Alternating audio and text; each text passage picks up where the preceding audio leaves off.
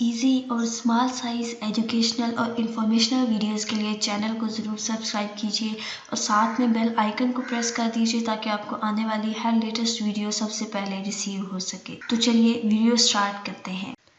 आज हम पढ़ेंगे कि फाइनेंशियल अकाउंटिंग क्या है, इसका क्या बेसिक कॉन्सेप्ट क्या है, इसके मेन ऑब्जेक्टिव्स क्या हैं, फाइनेंशियल अकाउंटिंग क्यों ज़रूरी है और इसके बेनिफिट्स क्या है। तो सबसे पहले हम फाइनेंशियल अकाउंटिंग की डेफिनेशन पढ़ लेते हैं।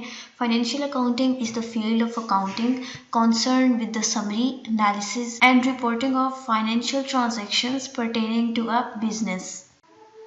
फाइनेंशियल अकाउंटिंग एक प्रोसेस है जिसमें हम कंसर्न करते हैं कि जो भी हमारी ट्रेडिंग हुई है उसकी समरी को एनालाइज करना, जो हमारे प्रॉफिट्स हैं, जो लॉसेस हैं और जो रोज़मर्रा की ट्रांजैक्शंस हुई हैं उन्हें रिकॉर्ड करते हैं। फिर हम ये देखते हैं कि जिस डिपार्टमेंट की जो ट्रांजैक्शन है उन्हें एक जगह एनालाइज करते हैं, उनको अरेंज करते हैं और फिर हम फाइनेंशियल ट्रांजैक्शन के ऊपर रिपोर्टिंग करते हैं।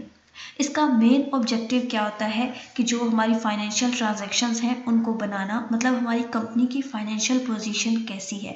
फाइनेंशियल पोजीशन क्या होती है, हमारी बिजनेस की जो पोजीशन है वो कितनी एक्यूरेट है, बिजनेस के ऊपर कितने क्रेडिट्स हैं, कितने डेटर्स हैं, बिजनेस की कितनी लाइबिलिटीज़ हैं, बिजनेस की कितनी अर्निंग है, कितना रेवेन्यू है। ये सारी चीज़ें फाइनेंशियल स्टेटमेंट में शो होती हैं।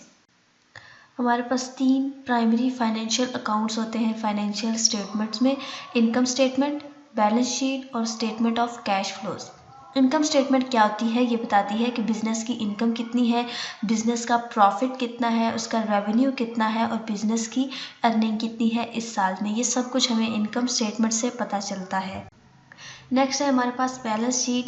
बैलेंस शीट हम किसी एक दिन या महीने की नहीं बल्कि साल के एंड पर एक फिक्स डेट पर बनाते हैं। बैलेंस शीट हमें ये बताती है कि हमारे बिज़नेस की ग्रोथ कैसी है। अगर हमारे बिज़नेस का प्रॉफिट ज़्यादा है तो इसका मतलब ये है कि हमारे बिज़नेस की ग्रोथ अच्छी है। हमारे पास कितने एसेट्स हैं, कितनी लाइबिलिटीज़ हैं, कितनी ओनर इक्विटी है, ये सब कुछ हमें बैलेंस शीट से पता चलता है। थर्ड है हमारे पास स्टेटमेंट ऑफ कैश फ्लोज। इससे ये पता चलता है कि कंपनी के पास कितना पैसा आ रहा है और कंपनी के पास से कितना पैसा जा रहा है, कितनी परचेजेस हो रही हैं और कितनी सेल्स हो रही हैं। ये सब कुछ स्टेटमेंट ऑफ कैश फ्लोज में रिकॉर्ड किया जाता है। अब यहाँ पर सबसे मेन और इम्पोर्टेंट बात कि फाइनेंशियल अकाउंटिंग में फाइनेंशियल स्टेटमेंट्स क्यों ज़रूरी हैं।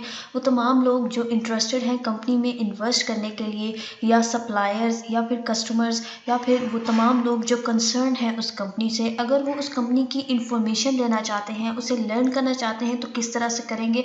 ऑब्वियसली वो उस कंपनी की फाइनेंशियल स्टेटमेंट्स को ही रीड करेंगे तो उन्हें पता चलेगा कि कंपनी की फाइनेंशियल पोजीशन क्या है, वो हर साल कितनी अर्निंग करती है, कितना उसका रेवेन्यू होता है, कितना उसका प्रॉफिट होता है, कंपनी कितना इंटरेस्ट देती है। इसके अलावा कंपनी अपने डेटर्स को या क्रेडिटर्स को कितनी जल्दी पैसे वापस करती है। अगर कंपनी में लॉस हो जाता है तो क्या वो पैसे वापस करती है या नहीं।